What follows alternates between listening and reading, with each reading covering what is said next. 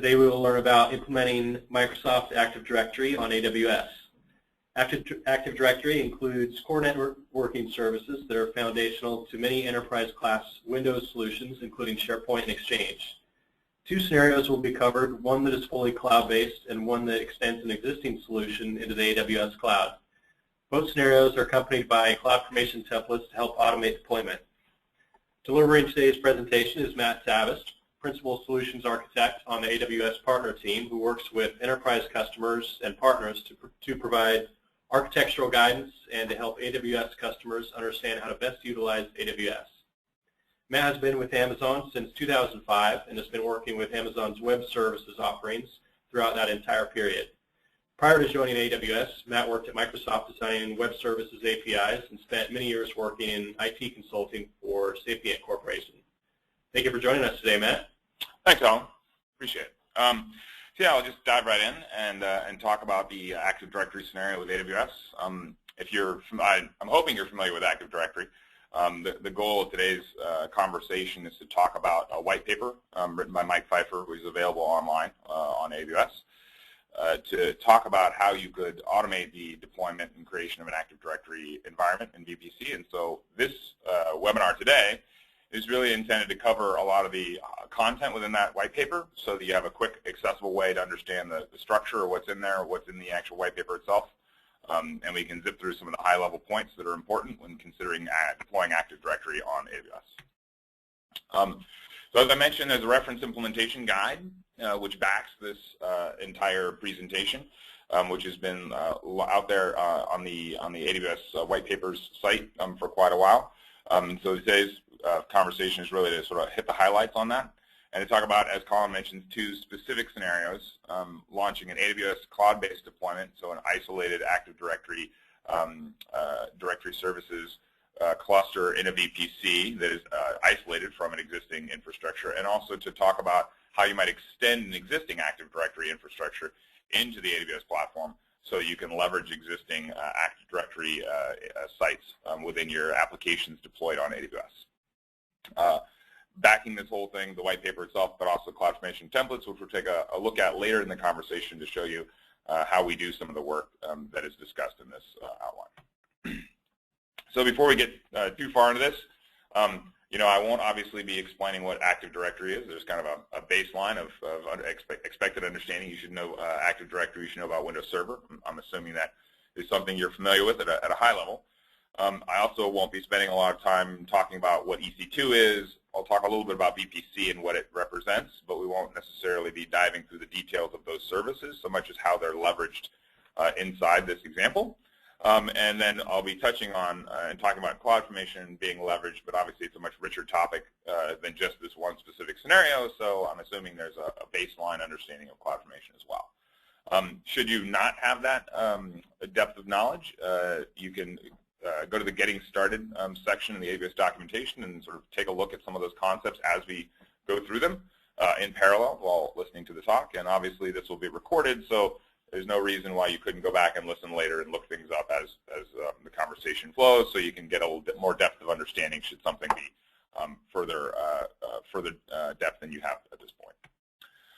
One quick note before we jump in, sort of understanding how the Microsoft platform runs on top of AWS from a licensing perspective.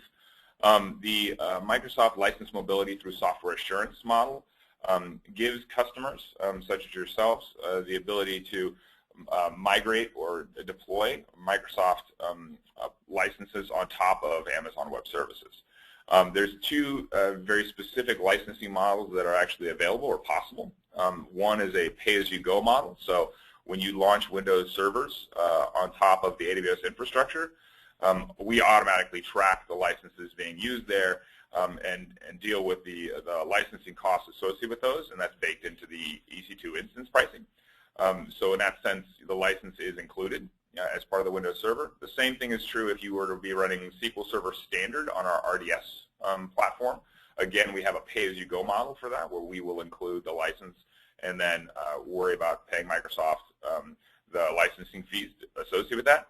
But in addition to that, the software assurance model allows you to bring over existing licenses into the AWS platform for products such as SQL Server Enterprise, SharePoint, Exchange, and there's a whole other list of products that are qualify for that particular platform. Link and others are included in that. It's very important to recognize that there's, thinking about how the licensing plays out is another key piece, but I want to make sure that was crisp up front so you understand exactly how to think about the licensing of these services when running them on top of AWS. Obviously, we work hand in hand with Microsoft on building and deploying these images. So the AMIs, or Amazon Machine Images as we call them, that for a server or a SQL server are actually built in conjunction with Microsoft today. So we actually are working directly with them to make sure that the servers are appropriately configured and set up to run on top of the environment. So what we're going to cover today is several different components. First off, sort of jumping into general Active Directory architectural considerations, things to be aware of and how they apply to the AWS platform. Then we'll dive into a simple deployment scenario, which is the isolated, if you will, or cloud-based Active Directory domain services on AWS scenario. Then we're going to talk about how you might extend that model to use an existing Active Directory forest and extend that into the AWS platform, and then talk about that deployment scenario as well from an architectural perspective. I'll also jump into the CloudFormation template behind this, or templates behind this, to give you a sense of some of the components that exist and are automated through that, things that you can leverage and use as sort of a baseline to get started for your deployments of AD. So let's jump right into AD architecture considerations. The first thing to know, maybe sort of a start point, is to think about when you think about Active Directory, you have to think about how are we going to deploy infrastructure, where it's going to sit in the network. And so when thinking about deploying infrastructure, it's important to understand the Amazon VPC, or Virtual Private Cloud service. VPC really allows you to create your own private isolated section of the AWS cloud with your own IP addressing space. It allows you to control subnet definition. It allows you to control the IPs that are assigned to the instances you launch. It allows you to control network flow, so the flow of information on network packets between subnets, as well as into and out of instances through security groups. And we'll talk a little bit more about that as part of the architecture itself. And so you can closely resemble or create what might be a similar topology to what you have in your on-premises infrastructure, or create a completely new setup depending on what is appropriate for your application configuration. So you have complete control over IP address range, creation of subnets, network address translation, or NATs, which deal with the flow of network traffic in and out of the environment from private subnets, as well as route tables and gateways for public internet traffic coming into or out of the infrastructure. So those are all controlled components, and we'll talk a little bit more about that as we look at the network design. But VPC is definitely a core concept, and it is fundamental to the definition and creation of the network supporting the servers that are leveraging your AD on AWS. So when you think about Active Directory design, there are several architectural considerations, and I'm not going to dive into all the other components of how to properly design and configure AD. That's definitely something that you'll want to get from Microsoft TechNet or various online articles that will help you dive into more detail there. But there are some things that apply specifically to the AWS infrastructure. The first is site topology, and you can see from the dialog boxes here in the diagram that site topology is something that's not only about how you design your network, but site topology is something that Active Directory exposes as part of its structure. And the reason why that's important is site topology in the Active Directory model controls replication. It controls when instances or servers are added to this Active Directory domain.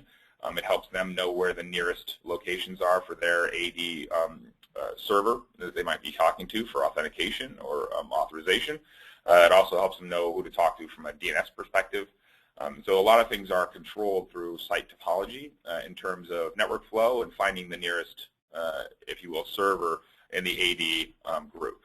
So in addition to obviously designing your network topology from a VPC perspective, it's important to replicate that network topology into the Active Directory sites and services configuration so that the instances, for example, a Windows server that is domain joined in availability zone 1 will talk to the Active Directory controller in availability zone 1 as well as a default. So this gives you some isolation should availability zone issues occur where you can't access across boundaries.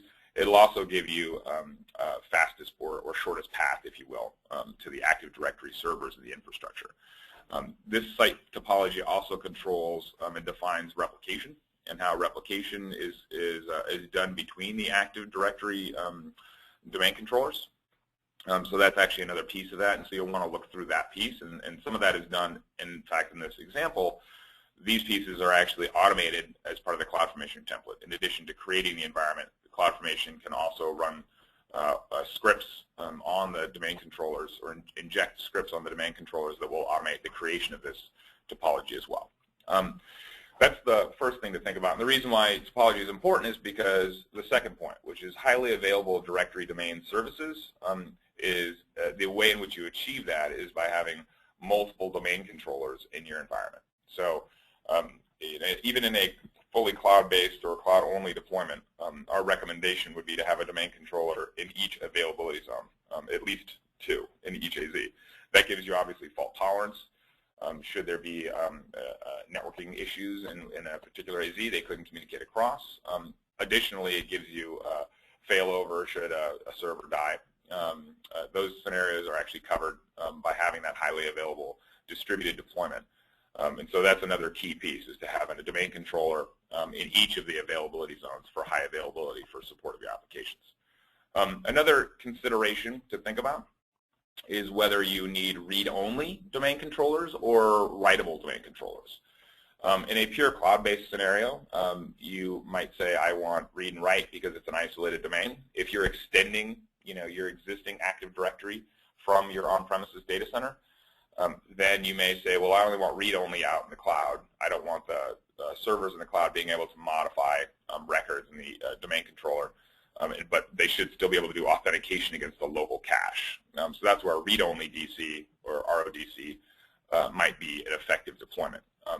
You'll have to think about how that applies to your software architecture, because some components, for example, Exchange server doing lookups or certain things that it might need to do for its purposes, can't use a read-only domain controller for certain scenarios. So definitely worth researching whether the products that will be leveraging AD require read-only or writable domain controllers, but both options are completely supported and possible using this particular platform. Another set of considerations are not so much about the Active Directory domain controllers themselves, but rather the instances that will be running inside of the VPC. So the first thing to think about is DNS configuration. So when you launch virtual machines, EC2 instances into a VPC, the default configuration is to use an Amazon-provided DNS configuration. This obviously allows domain controllers, the domain controller to resolve addresses such as, say, S3 or public internet addresses, or even our various services. However, the instances themselves will want to be relying on the Active Directory provided DNS for lookup of other named nodes inside of the domain. Right? So they will want to actually switch off of the general Amazon provided DNS to the Active Directory provided DNS. And the way in which they can do that is actually through what we call DHCP option sets. So if you look at the Windows PowerShell dialog box at the top right of the PowerPoint slide, you can see that you actually have control. In this particular case, it's just listing a configuration, but you have control of the DHCP options that are passed down to a server instance at launch. This is something you can define at the VPC level, and it will be passed down to all the instances. So once those Active Directory servers are in place, you can change the DHCP configurations to go ahead and modify the domain name to be your example.com, for example, or the domain name servers to be the actual IPs of the Active Directory domain controllers. So now DNS is then resolved not by the Amazon-provided DNS, but rather by the Active Directory-provided DNS. So that's the first thing to think about. The other thing that's important from a DNS perspective is that the instances should be self-registering. Obviously one of the big advantages of having a dynamic platform such as AWS is the ability to launch servers as needed dynamically, which means that they need to go through the whole process of bootstrapping themselves, adding themselves to the domain, and other such capabilities. On top of that, though, they also will want to create DNS records for themselves for lookup. So for A records, PTR records, things like that, there's an option to go ahead and you see the advanced TCP/IP settings in the bottom right, the ability to set that the DNS, on the DNS tab, that the instance on launch will automatically register itself with the DNS and use the DNS suffix in the DNS registration. So both of those checkboxes are important. That sets up the instance for automated addition to the DNS lookup. So now you could dynamically look up the machines in the domain, and as they added and removed, they will dynamically appear in the DNS. The other thing to think about is how you manage your security groups. Security groups are an important IP filter layer, if you will, almost a virtual firewall that sits below the operating system of the guest. So at below the hypervisor layer, we actually are checking to make sure any traffic that is directed at a specific EC2 instance passes these security group rules. So is it on the right ports? Is it on the right protocols? Is it coming from the right source IPs or other security groups within the environment? So that the default when you launch an instance is that all outbound traffic is allowed, but inbound traffic is blocked, right? So you're going to have to create and define security groups for your application level traffic. For example, a web server might accept, traffic from a load balancer on port 80, as an example. So that would be a rule you would create. Something to define for your application flow, and it's also something that is important when communicating with the domain controllers, whether it be DNS lookups, LDAP, things like that, other ports or protocols that might be appropriate for communicating with that domain controller need to be open. And we do create many of those defaults in the CloudFormation template, but you'll want to look at those and extend that for your own application environment. And the other thing we do as part of this, which we think is important, is to provide a remote desktop gateway model. So instead of exposing every Windows server or instance in the entire VPC to allow direct RDP or terminal services connections, we make a recommendation as part of this reference architecture and CloudFormation template to create a remote desktop gateway that has a publicly accessible IP, and the traffic could be filtered to it, to your specific corporate network or private network if you have a direct connect or VPN tunnel. But the idea here being that you don't log in every instance inside the environment directly, but rather use what we might call a jump server or a bastion server, and you can set up a remote desktop gateway for that. So we'll look at that in the diagram in just a second as well.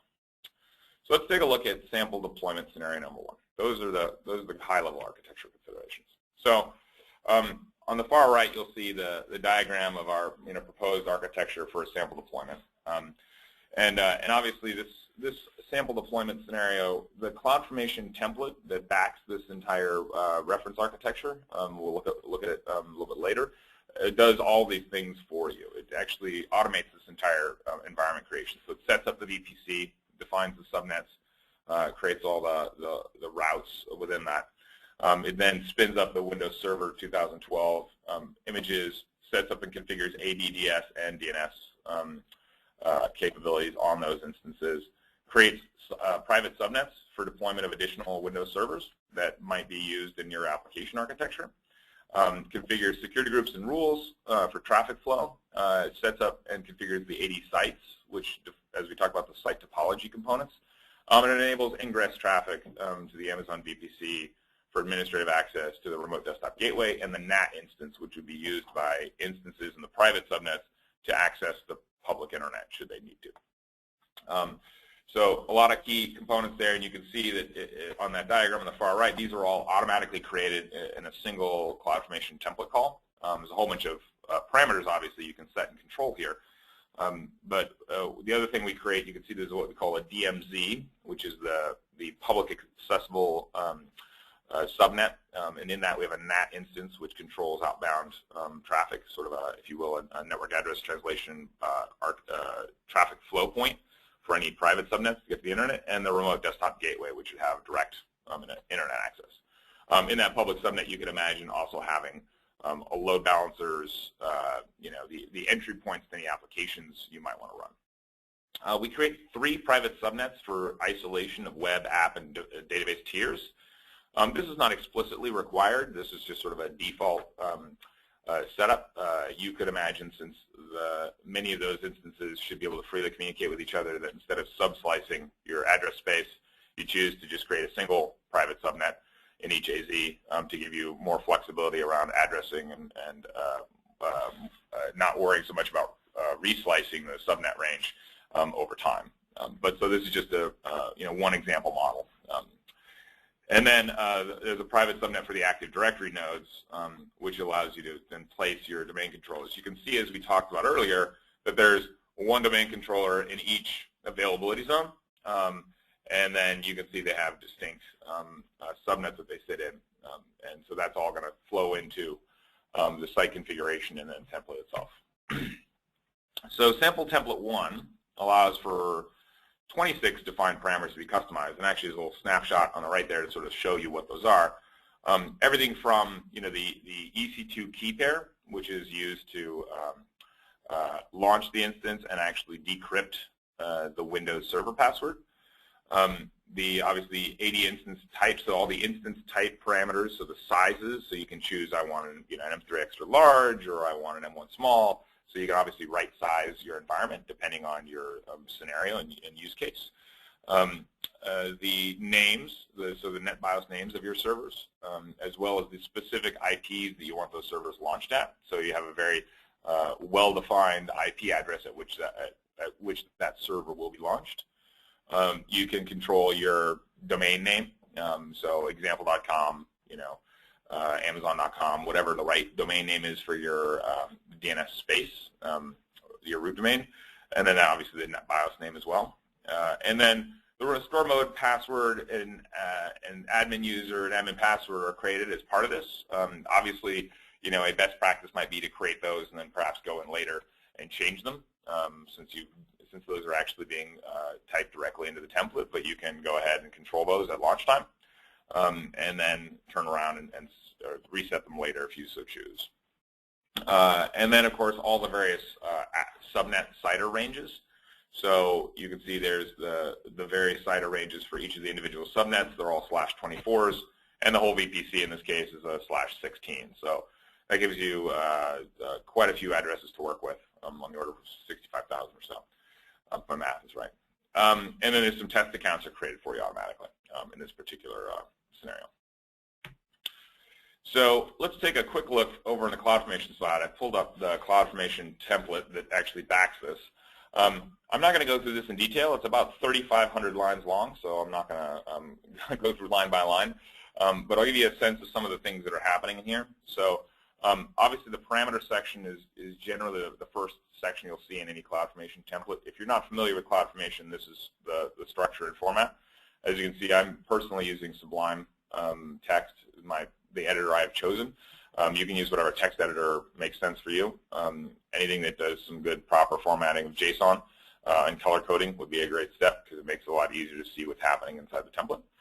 But the parameters are all listed in here. You can see those as you go down. Obviously, in parametering, you can obviously take strings, but on top of that, you can even limit the allowed values to make sure that when somebody does launch the template, they use what are considered acceptable values. You can control those with patterns as well, in addition to just allowed values. So these are all the parameters we talked about just a moment ago. And then there's a whole bunch of mappings. Mappings take parameters and expand them out to perhaps additional information that might be necessary. So for example, here you can see this is the section where we're mapping the region to the actual AMI ID that's being used in that region. So you can control this and change this template to switch the AMI that you want. You could use a custom AMI if you so choose. Or you could switch to an older or different version of Windows Server. Obviously, you got to make sure all the scripts that are in here work as well on those instance types. And you can see we talk about DHCP option sets. What's interesting here is, for example, things like NetBIOS name servers. You can actually make references to other things created in CloudFormation. So CloudFormation is a pretty rich language. You can reference other things you create in the template itself, and it will do all the analysis of when those things need to be launched in order for those references to be resolvable. So that's an important component of CloudFormation to allow you to create references throughout the entire template so that parameters that are created or values that are generated from resource creation can be reused. And then you can see there's, you can create subnets in here. So we're creating subnets. We're doing option association. So, and then as we go further down, I'll zip down here a little bit. This is mostly making subnets right now. You can, in addition to obviously creating resources, this template will actually run scripts for you. And so actually, so in the domain controller for the EC2 instance, for NAT2, for example, or depends on NAT2, sorry, for the domain controller, you can use CloudFormation init. This is a fairly powerful language set that allows you to create configuration templates that are being used for launching on the instance and then running certain capabilities. So for example, the first thing it will do is set up the Active Directory. It will rename the host. It will install the Active Directory domain services. It will then configure the sites, the site topology. It will then reboot the box, and then it will actually do some finalization. So these are a whole bunch of individual templates or scripts, PowerShell scripts that are a part of this particular CloudFormation template that actually automate the creation and deployment of Active Directory on a clean Windows server. So as an example, setting your static IP, you can use PowerShell to go ahead and grab IP information, and then go ahead and set the network adapter information, things like that. So totally capable of not only launching resources, but then also automating the creation or automating the bootstrapping of those resources post-launch. So that's probably all I'll cover in here. There's a lot of things going on in here, and definitely worth a lot of diving deep, but I don't think it's something we're going to be able to walk through this call today. So a little more homework for you. The next scenario I'd like to talk about is really the taking that existing. So this is what was created there, as we looked at, was really this standalone environment. So if you wanted to then administer that environment, you wanted to connect to that environment, you would log in either over the public internet, over a software tunnel, into the remote desktop gateway, and then administer that environment. That's obviously a great standalone scenario if you're creating a fresh, pure cloud-based deployment. But what we commonly hear from our customers is they want to extend their existing Active Directory infrastructure into AWS, so they can deploy applications that might be running on premises on the AWS platform and not have to rip out their dependencies on AD. They want to be able to use AD, and not only use AD from their on-premises, but use it even directly inside of AWS. So this next scenario is really about that. So the first thing to think about is how do you connect those two environments together? Probably the fastest example of how to get that up and running is really to use a VPN tunnel. So in this first diagram on the bottom left here, you see that you could connect directly into your VPC a VPN gateway, a virtual private gateway, which you then would extend to reach out to a customer gateway and create a VPN tunnel across that. This is fully on the Amazon Web Services side. This is fully automatable. You can go through the process of creating a VPN tunnel, a virtual private gateway, giving it the IP address and type of your customer gateway. So you could be running a Cisco, a Juniper, a Viata, a Palo Alto, some form of VPN tunneling device. Tell us what that configuration is, and we will actually be able to generate a script for you that you could run on that VPN device to connect it to the AWS platform. What this gives you is a very fast way to spin up an IPsec tunnel over the internet directly into AWS. So you can extend your existing customer network into AWS. And in fact, if you use a similar IP range or IP space, you could carve out a VLAN or a virtual LAN in AWS that is similar to your corporate network.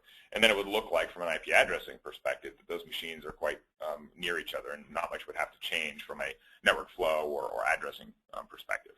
As an example, you might have 10.1 .0.0/16 is your corporate network, and then the AWS VPC could be 10.2.0.0/16. So now you would be able to, with a fairly similar IP addressing scheme, be able to talk across those boundaries. And then that whole traffic flow will be protected by a VPN tunnel, an IPsec VPN tunnel. So that's probably the fastest way. That can be set up in a matter of minutes in reality. Obviously, getting somebody to extend your corporate network usually involves getting the networking personnel involved. So, but on our end, it can be pretty quick to generate the VPN gateway to allow you to connect into that environment as fast as you want. An alternative solution is rather to bring in a private connection through what we call AWS Direct Connect.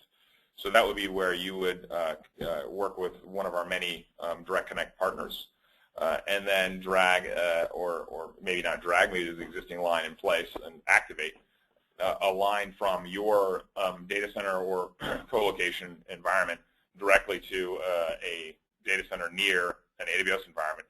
And then we would give you the ability to connect up that port on the AWS side into your VPC or into your AWS infrastructure. Right? The reason why this is obviously very useful is it gives you several things that, one, it no longer consumes public internet traffic from your corporate network. Two, it also gives you a well-defined route from your corporate infrastructure directly into AWS. It also can, in some cases, avoid internet weather type concerns where variability in internet flow is taken out because you have a well-defined specific physical route that the traffic is following. Additionally, this can make a lot of sense if you're moving lots of traffic back and forth, obviously not just AD, but lots more than that. This can make sense from an economic perspective because there's a different pricing model around Direct Connect traffic flow versus internet traffic flow over the VPN tunnel. So this is definitely an option to consider. This would take a little more time in the sense that you'd have to work with a third party to provision that leased line, but it's oftentimes with enterprise workloads and enterprise customers, we see this being the preferred model over time as they add more and more platform services on top of AWS and want that dedicated link back and forth. We obviously recommend redundancy models. The VPN tunnel on the left-hand side actually comes with the two connections, and if your device supports it, you can use BGP to fail over between the two endpoints. In the Direct Connect model, we'd recommend having two ports, and those can be all the way up to 10 gig and even sub 1 gig per second ports. So you can then, instead of choosing just one connection, you could choose two smaller ones and then use BGP, OSPF, whatever the right protocol is, to do failover across those connections. And so it's a general best practice recommendation there. So that's the first thing, which is how do I connect my environment to AWS? The second is how do we consider, what are the considerations for extending your Active Directory? So, it's not required because now you have this connectivity. You could launch a Windows server in AWS, given that previous architecture where you have a connection or a tunnel between your corporate data center and AWS. You could launch an EC2 Windows server that calls back into your data center for Active Directory authentication, authorization, lookups. That's perfectly reasonable. There's no reason. Now you have to consider, is that the right model from a latency and redundancy perspective. So it isn't required, but it's generally recommended from our perspective that you do launch a domain controller inside of AWS to give you that highly available and lower latency connectivity to a domain controller for lookups. So this particular architecture is more about how do I spin up an infrastructure that can spin up domain controllers, and again, 2 domain controllers and 2 AZs, but now using the master domain controller back in the corporate network. So, obviously there's an initial point, so some initial DNS configuration scenarios here. We talked earlier about the Amazon-provided DNS. In this particular configuration model where you're then launching a domain controller and then turning around and connecting to an existing domain controller environment, you have to launch initially with the default DNS configuration, and then after promoting, you would then change those settings to use the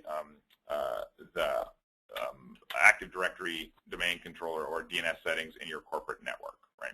So there's a two-stage DNS configuration model here. And so you would create the DHCP option set after those were launched and added and then pointed to the master domain controller back on premises. You could then modify the option set post that. So that's another consideration when doing this more of an extended model. So let's take a look at what that architecture looks like.